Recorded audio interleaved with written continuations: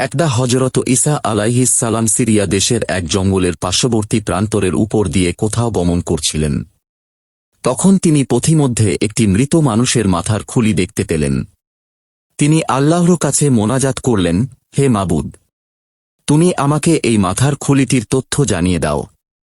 হযরত ঈসা আলাইহিস সালাম এর মোনাজাতের উত্তরে আল্লাহ তাআলা বললেন, তুমি ওই খুলিটিকে জিজ্ঞেস করলেই সবকিছু জানতে পারবে।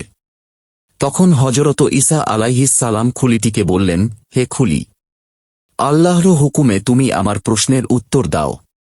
সাথে সাথে খুলির ভেতর হতে আওয়াজ বের হল, লা ইলাহা ইল্লাল্লাহু ঈসা রুহুল্লাহ। অতঃপর খুলিটি বলল, হে আল্লাহর নবী, আপনি কি জানতে চান জিজ্ঞেস করুন। হযরত ঈসা আলাইহিস সালাম তার নিকট জিজ্ঞেস করলেন, বলো তো, তুমি কি পুরুষ না মহিলা, পাপী না পুণ্যবান, ধনী না দরিদ্র, লম্বা না খাটো, আর দাতা না বখিল ছিলে? আর তোমার নামটিই বা কি ছিল? খুলি উত্তর দিল, হে আল্লাহর নবী, আমি দুনিয়াতে জীবিত থাকা অবস্থায় জনৈক বাদশাহ ছিলাম। আমার নাম ছিল জমজমা। আমি দানশীল এবং নেককার ছিলাম। আমার আকৃতি ছিল লম্বা। আমার অসংখ্য ধন সম্পদ ছিল। কোনো বিষয়ে আমার কোন দুঃখ ছিল না। রক্তবর্ণ পোশাকে সজ্জিত ৫,০০০ অতি সুন্দর যুবক আমার গোলাম ছিল। আমার ৫০০ নফর সুদক্ষ গায়ক ছিল। হাজার হাজার সুন্দরী যুবতী নর্তকী গায়কদের গানের তালে তালে নৃত্য করত। হে আল্লাহ নবী, আমার জীবনের আমোদ প্রমোদ ও জাঁকজমকের সব কথা শুনালে আপনি বিস্ময় বোধ করবেন। আমি যখন সফরে বের হতাম, আমার সাথে ১,০০০ অশ্বারোহী ও ৪,০০০ গোলাম থাকত। হে আল্লাহর নবী, আমার অধীনে শত শত রাজা বাদশাহ ছিল। আমি দিগ্বিজয়ের মাধ্যমেই তাদেরকে আমার অধীনস্থ করেছিলাম। আমার সৈন্য বাহিনীর বিশালতা ও যুদ্ধের বর্ণনা শুনলে আপনি অবাক হবেন। আমি ৪০০ বছর যাবৎ সার্বভৌম ক্ষমতার অধিকারী ছিলাম। আমি একজন সুপ্রসিদ্ধ যোদ্ধা এবং অসম সাহসী বীর ছিলাম। রূপে গুণে সেকালে আমার তুল্য কেউ ছিল না। আমি প্রতিদিন ১,০০০ স্বর্ণ মুদ্রা গরিব দুঃখীকে দান করতাম। হাজার হাজার ক্ষুধার্তকে আমি আহার করাতাম এবং হাজার হাজার বিবস্ত্রকে বস্ত্রদান করতাম। তবে এক নিরাকার সর্বশক্তিমান আল্লাহ তাআলা নামে সে একজন আছেন, তা আমার অজ্ঞাত ছিল। আমি ছিলাম অগ্নি উপাসক।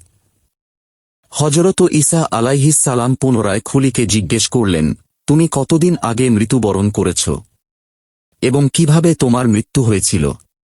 আর মালাকুল মতের চেহারাই বা তুমি কিরূপ দেখছিলে, তা আমার নিকট পেশ করো। খুলি বলল, আমি কয়েক বছর আগে মৃত্যুবরণ করেছি। হযরত ইলিয়াস আলাইহিস সালাম সেই জমানার নবী ছিলেন। তিনি আমাকে সত্যধর্ম গ্রহণ করতে উপদেশ দিয়েছিলেন, কিন্তু আমি তার উপদেশ শুনিনি। একদা আমি রৌদ্রলোকে বসেছিলাম। গরমে আমার মাথা ধরা অনুভব করলাম। সুতরাং আমি উঠে গৃহমধ্যে গেলাম। কিন্তু আমার শরীর ক্রমেই খারাপ হয়ে আসতে লাগল। আমি শুয়ে রইলাম, কিন্তু মোটেও শান্তি পাচ্ছিলাম না। পাত্রমিত্ররা যথারীতি আমার চিকিৎসার ব্যবস্থা করল, কিন্তু কোন ঔষধ আমার কোনো উপকার হল না। আমি একরূপ জ্ঞানহীন অবস্থায় বিছানায় পড়ে রইলাম। আমি বিহ্বল অবস্থার মধ্যে হঠাৎ একটা আওয়াজ শুনতে পেলাম, কে যেন বলল, জমজমার জান কবজ করে দৌকে নিয়ে যাও। মুহূর্তের মধ্যেই মালাকুল মত আমার সম্মুখে এসে হাজির হয়। তার মতো বিরাট ও ভয়াল আকৃতির কাউকেও আমি তো পূর্বে দেখিনি।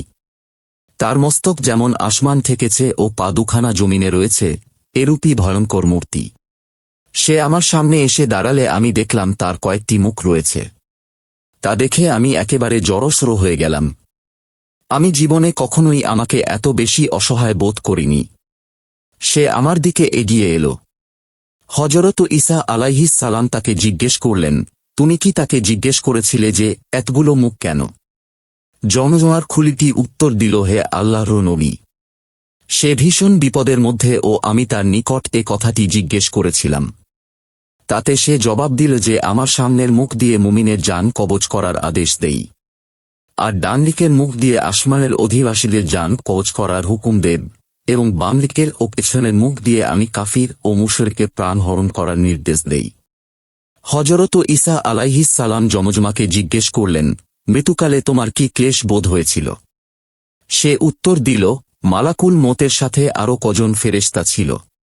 তাদের কারো হাতে ছিল আগুনের বুরুজ, কারো হাতে আগুনের তলোয়ার, কারো হাতে আগুনের তীব্র শিখা। তারা আমার নিকটে এসে আমার শরীরে আগুন ধরিয়ে দিল। ওই আগুনের তেজ এমন ছিল যে মনে হয় তার একটি মাত্র কণা দুনিয়ায় পতিত হলে সমগ্র দুনিয়া পুড়ে ছারখার হয়ে যাবে। একটু পরেই ফেরেশতারা আমার শিরা উপশিরা ধরে আমার প্রাণ আকর্ষণ করতে লাগল। আমি তাদেরকে বহু কাকুতি মিনতি করে বললাম, তোমরা আমার প্রাণের বিনিময়ে আমার রাজ্য, সম্পদ, সিংহাসন ও যাবতীয় মারামাল গ্রহণ করো। তাতে জনৈক ফেরেশতা আমার মুখে এমন এক ভীষণ চড় মারল যে আমার চেহারা বিকৃত ও বিভৎস হয়ে গেল। তারা কর্কশ কণ্ঠে বলে উঠল, হে মূর্খ হতভাগা! তুই কোথায় শুনেছিস যে মহান আল্লাহর ফেরেশতারা কাফিরদের জানের বা পাপের বদলে কখনো ধন সম্পদ গ্রহণ করে থাকে? তখন আমি বললাম, তোমরা আমাকে ছেড়ে দাও, আমি আমার পরিবার পরিজন সহ আল্লাহর নামে উৎসর্গিত হয়ে যাব। উত্তরে তারা বলল, আল্লাহর ফেরেশতারা কখনো ঘুষ ও প্রলোভনে প্রলোভিত হয় না, তুমি তাদেরকে প্রলুব্ধ করতে পারবে না। জমজমা বলল, হে আল্লাহর নবী, কি বলবো, প্রাণ বের হতে আমার এত অধিক কষ্ট হচ্ছিল যে মনে হচ্ছিল আমার উপরে একই সাথে হাজার তরবারির আঘাত পতিত হচ্ছিল। তারা আমার প্রাণ বের করে নিয়ে গেল। এদিকে আমার দেহটিকে কবরস্থানের দিকে নিয়ে যাওয়া হলো এবং তথায় দাফন করা হলো। তা আমি তখনই জানতে পারলাম যখন আমার মৃতদেহে পুনরায় প্রাণ সঞ্চারিত হবার পর আমি জেগে উঠলাম। আমি জাগ্রত হবার পর দেখলাম আমি চারিদিক মাটি দিয়ে বেষ্টিত অন্ধকার কবরের মধ্যে আবদ্ধ হয়ে আছি। তখন ভয়ে ও কষ্টে আমি একেবারে এতকু হয়ে গেলাম। কিছুক্ষণের মধ্যেই দুদিকের মাটি আমাকে ভীষণভাবে চেপে ধরল। তার কষ্টের কথা বলার কোন ভাষা আমার জানা নেই, কিন্তু দুনিয়ার কেউই আমার সেই কষ্টের কথা জানতে পারল না। এ কষ্টের দ্বারা সবকিছু শেষ হল না। এ সময় আমার পার্থিব জীবনের দুই কাঁধে অবস্থানকারী দুই ফেরেশতা কিরামান কাতেবিন উপস্থিত হয়ে বলে গেল, দুনিয়াতে তুমি ভালো মন্দ যেসব কাজ করেছিলে এখন তার ফল ভোগ করতে থাকো। তারপরই মুনকার ও নাকির নামক এমন ভয়ঙ্কর দুজন ফেরেশতা এসে উপস্থিত হল যে ঐরূপ ভয়াবহ কিছু কোন দিন দেখেনি। ফেরেশতাদেরকে দেখে আমার অন্তরাত্মা শুকিয়ে গেল। তারা আমাকে উঠিয়ে বসায় ভীষণ গর্জন করে জিজ্ঞেস করল, বলো, কে তোমার প্রতিপালক? কি বলতে হবে আমার তা জানা ছিল না। তদুপরি তাদের ভয়ে অস্থির হয়ে আমি একে অজানাবশত দ্বিতীয়ত তাদেরকে খুশি করার জন্য উত্তর দিলাম, তোমরাই আমার প্রতিপালক, তোমরাই আমার প্রভু। এ কথা বলামাত্রই তারা আমাকে আগুনের গদার দ্বারা এমনভাবে আঘাত করল যে আমি সে আঘাতে মাটির সাথে মিশে গেলাম। আশ্চর্য যে তথাপিও আমার প্রাণ বের হল না। তারা আবার আমার দেহটিকে ঠিকঠাক করে পুনরায় জিজ্ঞেস করল, বলো তোমার ধর্ম কি? আমি এর কোন উত্তর দিতে পারলাম না। তারা আমাকে প্রচণ্ড ধমক দিয়ে আবার প্রশ্ন করল, বলো তোমার নবী কে ছিলেন? আমি প্রবল আতঙ্কের সাথে বলে ফেললাম, আমার নবী তোমরা দুজন। শোনামাত্র তারা আমাকে গদা দ্বারা এমন আঘাত করল যে আমার হাত মাংস চূর্ণ বিচূর্ণ হয়ে তা মাটির সাথে মিশে গেল। আমার তখনকার মর্মন্তুদ অবস্থা দুনিয়ার কারো কানে পৌঁছলে সে তখনই সংসার ছেড়ে অরণ্যে চলে যেত। হে আল্লাহর নবী, আমি দীর্ঘ 400 বছর বাদশাহী করার কালে যে আরাম আয়েশ করেছিলাম, মাত্র একদিনের কবর আযাবে তা আমার নিকট তিক্ত হয়ে গেল। যাই হোক, ফেরেশতারা আমার উপরে অসহ্যকর আযাব ফলিয়ে অবশেষে বিদায় হল এবং বলে গেলে, তোমার উপর আল্লাহর আযাব স্থায়ীভাবে চলতে থাকুক। স্থায়ীভাবে আযাব চলার উপকরণ ও বিষয়বস্তুর কোনই অভাব নেই। কিছুক্ষণ পরে পুনরায় ওই ফেরেশতারা আমার কবরে প্রবেশ করে আমাকে ধরে আসমানে অভিমুখে নিয়ে চলল। অন্ধকার কবর থেকে বের হয়ে আকাশের মুক্ত আলো বাতাসে এসে কিছুটা স্বস্তির নিঃশ্বাস ফেললাম। মনে আশা জাগল যে এবার হয়তো মুক্তি লাভ করব, কিন্তু আশা অমূলক। এমন সময় অদৃশ্য হতে এক আওয়াজ এলো, পাপিষ্ঠকে দোজখে নিয়ে যাও। তারা আমাকে কিছু দূর নিয়ে যাবার পর দেখলাম একজন ভীষণতর আকৃতির ফেরেশতা, যা পূর্বোক্ত ফেরেশতা থেকে আরও ভীতিকর। সে মালেক ফেরেশতা দোখের ভারপ্রাপ্ত। সে কাছে এসেই বলল, তাকে আগুনের শিকল দ্বারা বেঁধে লো। আদেশমাত্র কতিপয় ফেরেশতা এসে আমাকে নতুন এক স্থানে নিয়ে গেল।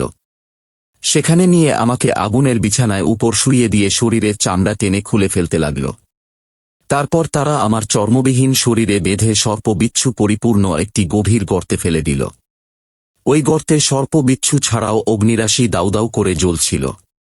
শিকলটিও এত উত্তপ্ত ছিল যে তার একটি মাত্র টুকরা দুনিয়াতে রাখা হলে দুনিয়া জলে পুড়ে ভস্ম হয়ে যেত।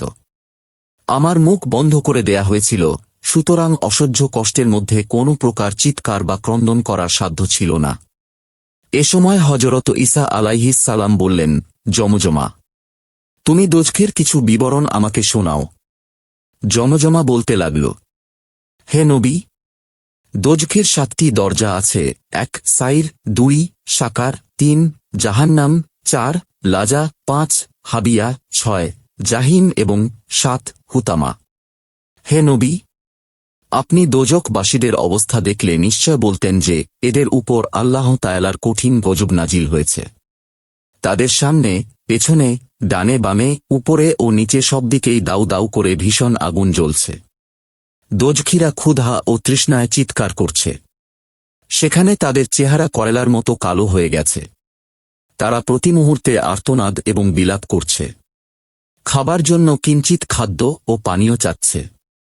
উত্তরে বলা হচ্ছে, ওরে হতভাগার দল, এখানে আবার খাবার দাবার কিসের? এখানে তোদের খাবার হলো আগুন আর আগুনের খাবার হলো তোরা। জমজমা বলল, হে আল্লাহর নবী, একসময় ফেরেশতারা আমাকে পূর্ববর্তী স্থান থেকে তুলে একটি অগ্নিময় গাছের নিকট নিয়ে গেল। তার নাম জাক্কুম বৃক্ষ। ওই সময় আমি তাদের নিকট কিছু খাবার প্রার্থনা করলে তারা আমাকে ওই গাছের কণ্টকযুক্ত পাতা খেতে দিল। আমি ক্ষুধার তাড়নায় খেয়ে ফেললাম, কিন্তু তা আমার গলায় আটকে গেল। আমি তখন চেষ্টা করে বমি করতে গেলে গলা থেকে টাটকা রক্ত বের হয়ে আসতে লাগল। তবুও সেই জাক্কুম পাতা বের হল না। আমি ফেরেশতাদের কাছে একটু পানি চাইলাম। তারা আমাকে এমন উত্তপ্ত পানি পান করতে দিল যে তা পান করামাত্র আমার পেটের সব নাড়ি ভুঁড়ি গলে মলদার দিয়ে বের হতে লাগল। আমার পায়ের তলা হতে মস্তকের উপর পর্যন্ত সর্বশরীর আগুনে জড়িয়ে ধরেছিল।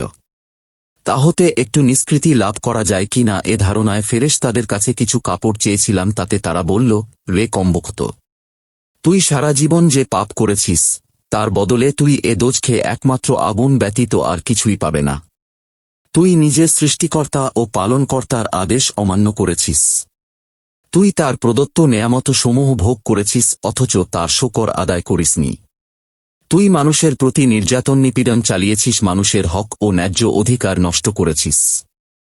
অতএব এখন তার প্রতিফল ভোগ করে যেতে থাক। তোর ইচ্ছা ও চাহিদা অনুযায়ী তোকে কিছুই দেয়া হবে না। অবশেষে তারা আমাকে এক জোড়া জুতা পরতে দিল। তা পরিধান করার পর আমার শরীরের শুধু রক্তমাংস নয় বরং মাথার মগজ পর্যন্ত বিগলিত হয়ে নাক দিয়ে এবং কান দিয়ে বের হতে লাগল।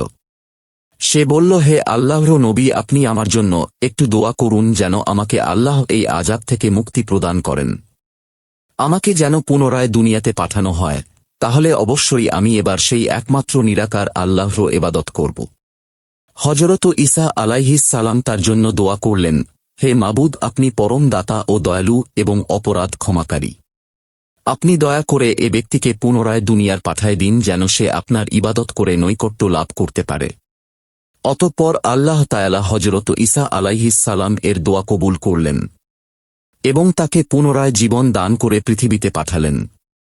সে নতুন জীবন পেয়ে সর্বক্ষণ আল্লাহর ইবাদত করে তাঁর নৈকট্য অর্জন করল। এরপর সে 80 বছর জীবিত ছিল বলে কথিত আছে। সম্মানিত ভিউয়ার্স, আমাদের আজকের ভিডিওটি আপনাদের কাছে ভালো লেগে থাকলে লাইক, কমেন্টস ও সাবস্ক্রাইব করে সাথে থাকুন। ধন্যবাদ।